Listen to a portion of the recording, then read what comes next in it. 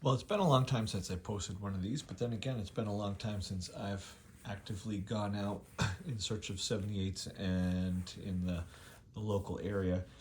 I have been doing some other stuff. Right now, I'm taking a little break from a little amplifier modification. I've been digging into old Fender Hot Rod Deluxe, and I'm awaiting some parts. So I went out and didn't think I would have any luck, aside from the usual cracked Decas and pretty grungy red Columbias. I was very pleasantly surprised to go to my usual local haunt, and first thing I saw was one of these Canadian Starr labels. I was actually more excited to find that on the other side was a sticker I've started becoming accustomed to, this A Saint Cyr 18 Saint Joseph, Quebec. I did just a little bit of digging on newspapers and saw that Saint Cyr was a music place you can go and buy records, you could buy phonographs, you could buy a bunch of stuff, change addresses a few times. I actually, my last batch, if you had saw that, actually came out with some record sleeves from there, super cool. So I saw these and I knew I'd be finding some pretty cool French-Canadian 78s. And not to disappoint, one of the very first ones was this Starr 15863 En Revenant de Foins, which I looked it up. It translates to coming back from haymaking, Madame Bolduc. This is pure French-Canadian Quebecois. I mean, this is you pop it on and it's exactly what you think of when you hear that. Les Conducteurs de Chars seems to translate to the tank drivers. Driver of the tank. The only French I know is really poor Canadian French from when we go up there, but also stuff that I look from Google Translate. So anyway, very cool record. Happens, of course, they didn't come in these sleeves. I've since put them through the ultrasonic cleaner and cleaned them up myself, and you can see that these are in very, very nice, listenable shape.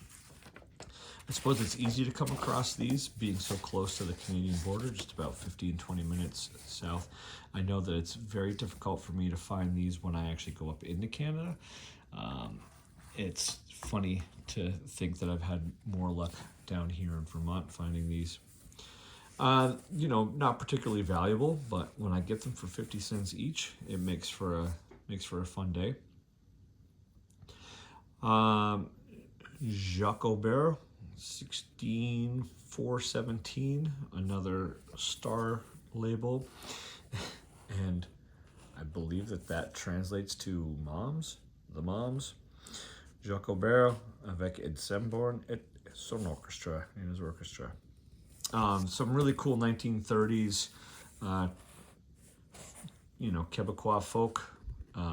These folks are all from around the Montreal area, south of Montreal. Another Jacques Aubert, Starr 16700, with Saint Cyr and Son, 70 Rue Saint Joseph, Quebec. This is the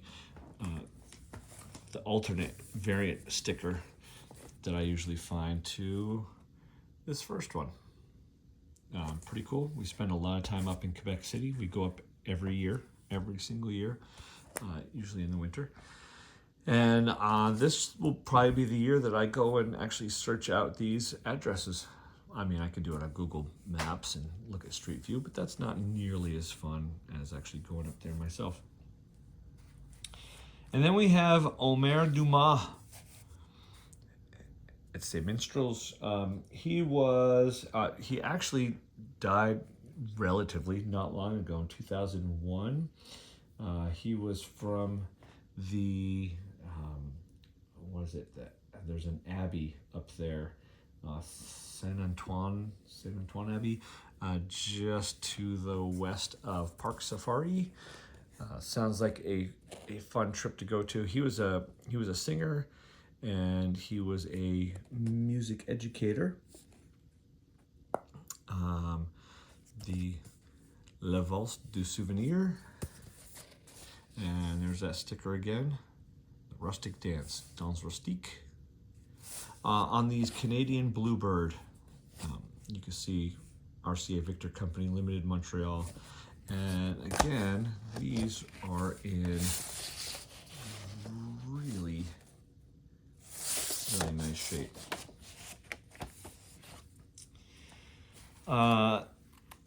Next, in an actual Victor Bluebird Montreal sleeve, again with a sticker on it. I will not remove those stickers, not in a million years.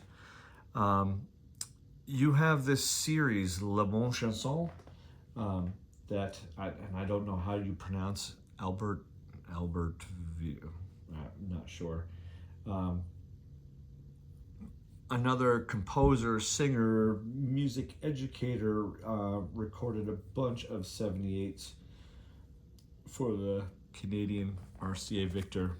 And so each of these are from the same series, La Bonne Chanson, La Prière and Famille. This one actually had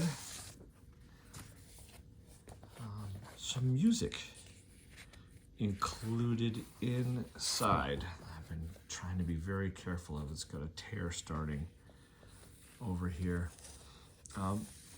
In any case, whoever had these, I could just imagine that these were probably songs that were sang in the family and probably very important. I really wish I had known who had dropped these off at the particular thrift store where I picked these up from, but I was super happy to find them. I've listened to all of them. They've all been cleaned.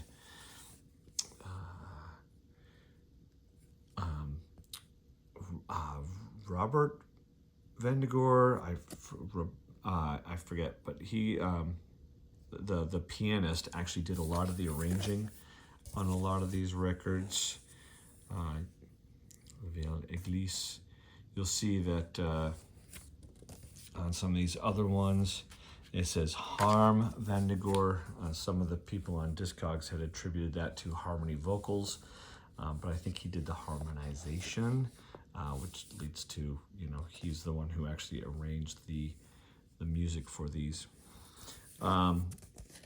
Very cool. I've never come across this many RCA Victor Company Limited Montreal Bluebird records.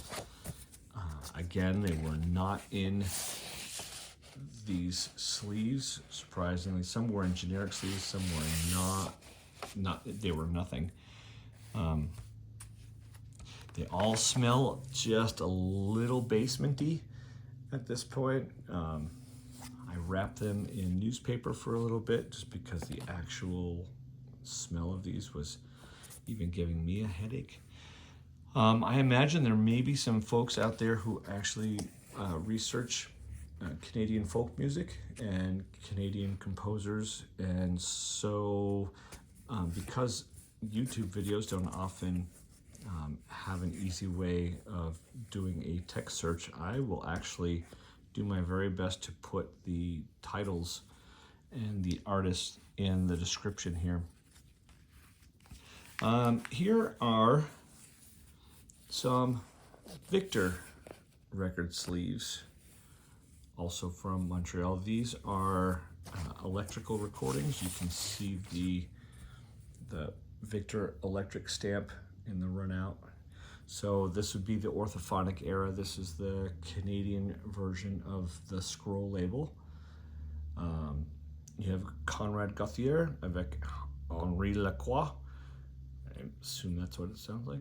Le Muet Musicien, Le Tribunal Comiques. I believe that is another series. That's what they went by. Pretty high up in the Victor numbering series. $263,690. And there again is the sticker. Saint Cyr Frère, 70 Rue Street, Saint Joseph, Quebec. And there are two of these. There are two. Jean Clement,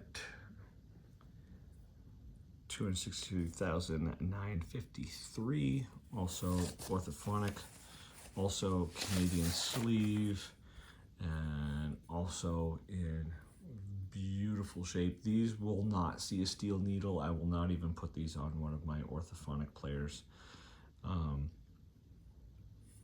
These will only be played on my Garrard Type A player. As much as I love period players, when I get a record that's this nice, I really do not want any degradation there. And in the same batch, sure enough, I found my Columbia red labels.